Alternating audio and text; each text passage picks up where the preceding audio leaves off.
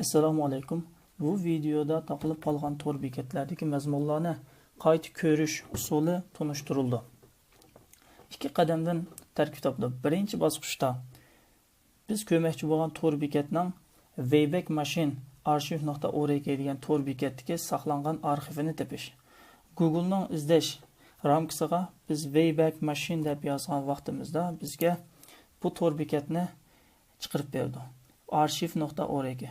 Bu tor bekatga kirgandan keyin biz o'zimiz ko'makchi bo'lgan tor bekatning adresini bu bo'shliqqa yozamiz. Masalan, bu yerga izdinish tor bekatining izdinish.com adresini yozgan vaqtimizda bu Wayback Machine degan tor bekat izdinish torining saqlangan arxivlarini bizga ko'rsatib berdi. Ko'rganimizdek 2002 yildan 2016 yil bo'lgan arxivlari ko'z oldimizga chiqdi. Bu vaqtda biz xohlagan bir tarixni tanlab, shu tarix saqlangan arxivni ko'ra olamiz.